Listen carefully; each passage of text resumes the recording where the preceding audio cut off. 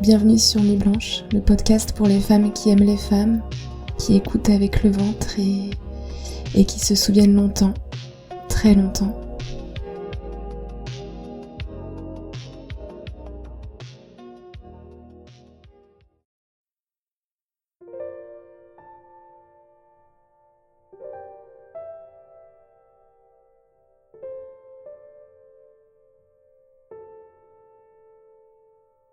Je reste un long moment figé dans l'entrée.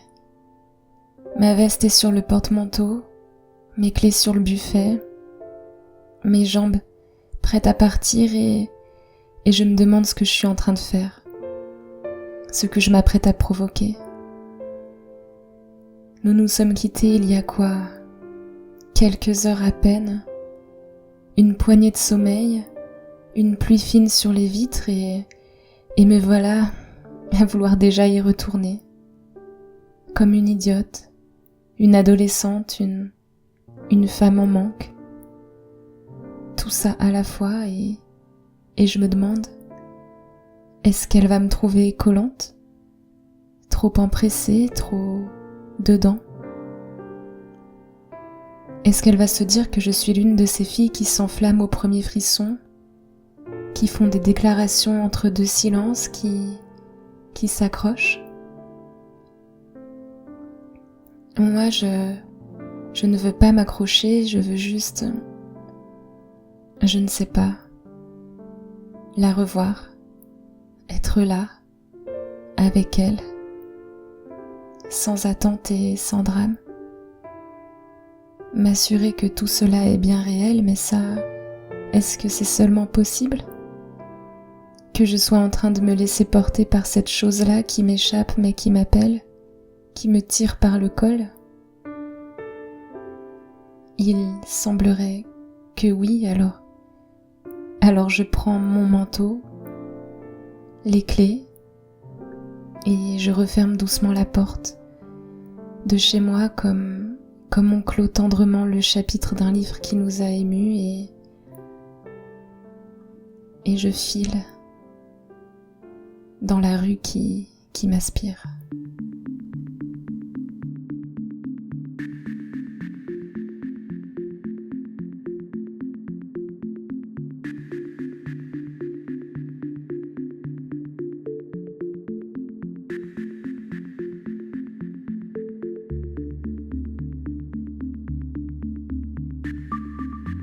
Cette fois-ci, je ne toque pas 3 fois, mais 2. Parce qu'il n'y a plus de secret à avouer, il y a juste une envie à assouvir. Elle ouvre presque tout de suite comme si elle m'attendait derrière la porte. Et mon cœur remonte de mon bas-ventre à mes poumons pour finir par se loger dans ma gorge. Nous restons quelques secondes qui ressemblent à des heures plantées là dans l'entrée. Nos regards se jaugent, s'appréhendent, s'apprivoisent aussi et je sens qu'elle cherche un indice sur la raison de mon retour, mais raison que je n'ai pas l'envie ni la possibilité d'expliquer avec des mots parce qu'il y a des moments dans une vie durant lesquels les mots ne sont d'aucun secours et je crois que celui-ci en fait partie.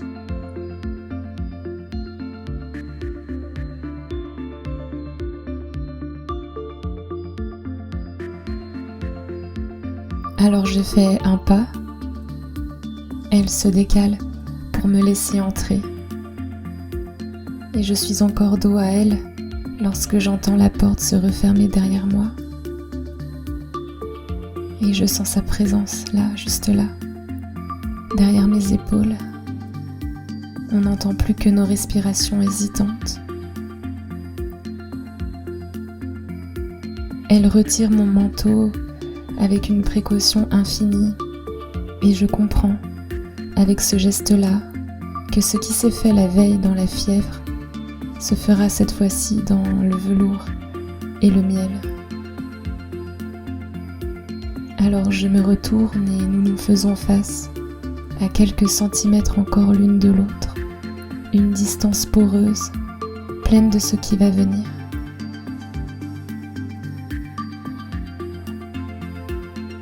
Elle pose une main sur ma taille juste sous mon haut, à même la peau, et mon corps entier se densifie, se charge, s'électrise.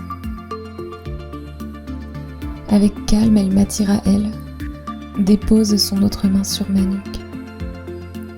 Nos respirations, toujours hésitantes, s'accélèrent, saccadées, et je pose mes yeux sur ses lèvres rondes et charnues. Je sens son souffle se mêler au mien. Il y a une lenteur nouvelle dans ses gestes, une sorte de gravité que je n'avais pas connue jusque-là.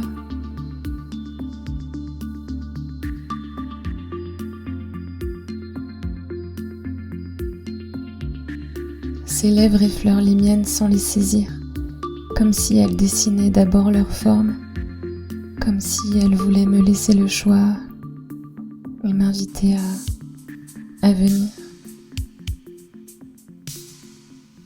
Et je viens de tout mon corps.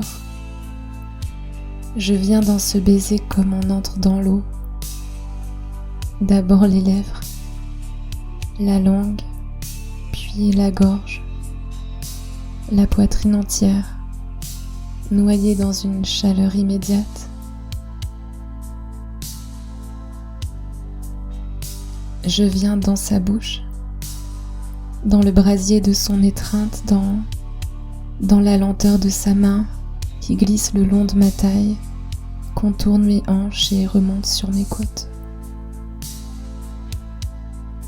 Son autre main est toujours posée sur ma nuque et j'ai l'impression qu'elle me tient tout entière avec ses paumes.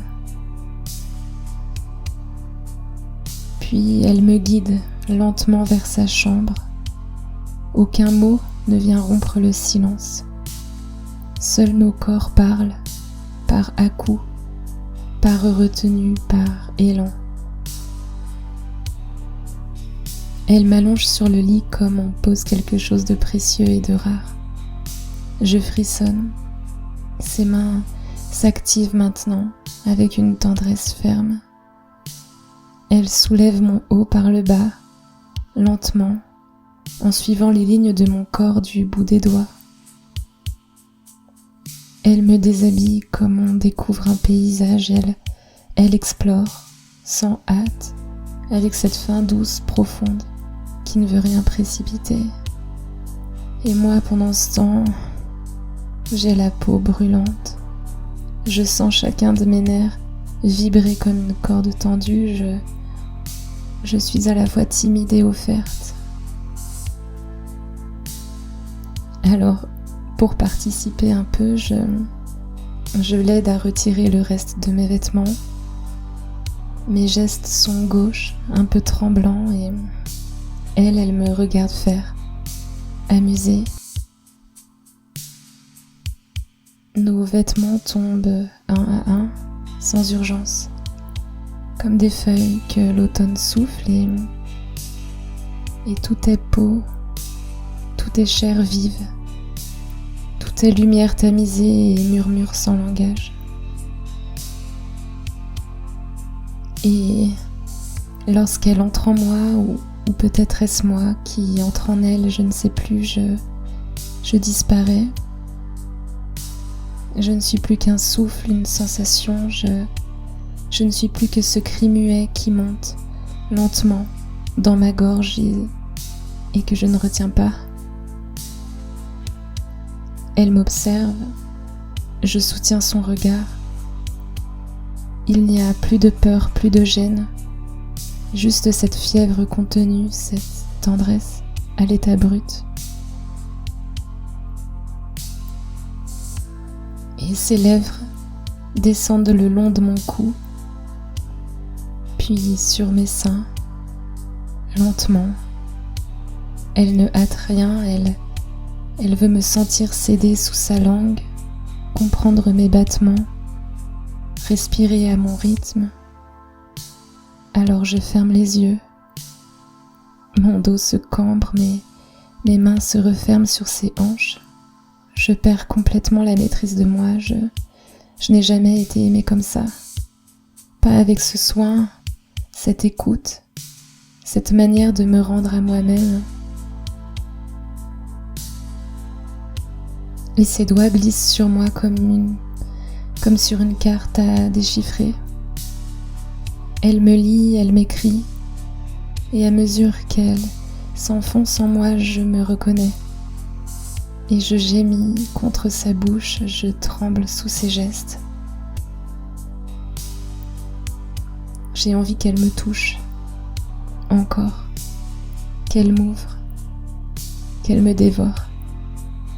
Alors elle grimpe sur moi, sa peau contre la mienne, son souffle dans mon cou. Ses mains m'explorent, elle me connaît déjà, j'en suis sûre, je le sens. Ses lèvres s'attardent partout. Mon cou, mes clavicules, mes seins, mes flancs, mon ventre. Elle descend un peu plus bas. Et je retiens ma respiration. Quand elle m'atteint, vraiment, c'est un cri qui me traverse. Long, profond, sale et pur à la fois, et je perds pied totalement. Elle me mange comme on mange un secret, elle me goûte, me lie, me sculpte.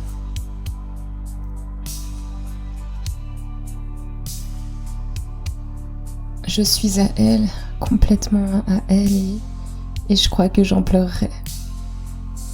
Mes mains s'agrippent au drap, à ses cheveux, à ce qu'elles peuvent. Je m'ouvre sans limite. Je ne suis plus que chair, battement et abandon, et nous faisons l'amour dans un silence peuplé de soupirs et de souffles précipités. Nous faisons l'amour comme on s'ouvre à une vérité enfouie, douloureuse et belle à la fois, et quand j'exulte, enfin, c'est tout mon corps qui crie son nom. Et elle reste là ensuite, contre moi, jusqu'à ce que la tempête retombe. Je reprends mon souffle, haletante, écorchée et brûlante. Elle remonte doucement, s'allonge contre moi, passe une main fébrile sur mes côtes. Nos peaux collent, nos jambes s'en mêlent.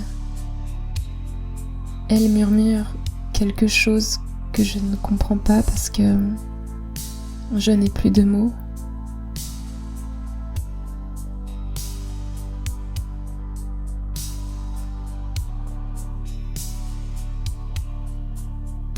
Et je ferme les yeux, pleine d'elle. Et à ce moment précis, je crois que je n'attends plus rien du reste du monde.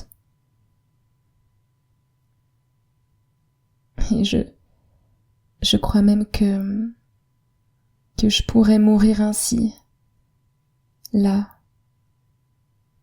dans la lumière brisée d'un brûlant dimanche d'hiver.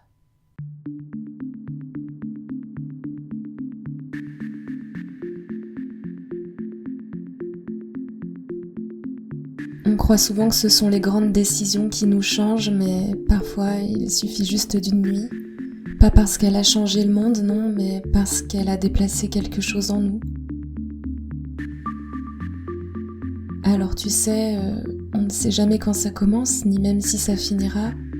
On sait juste qu'après, on n'est plus tout à fait la même et peut-être qu'on respire autrement. Alors, merci d'avoir écouté cet instant suspendu. Nuit Blanche reviendra bientôt pour d'autres vertiges, peut-être un peu comme celui-ci. Et d'ici là, on pourrait peut-être laisser la nuit nous apprendre ce que le jour ignore. Tu crois pas ? À bientôt.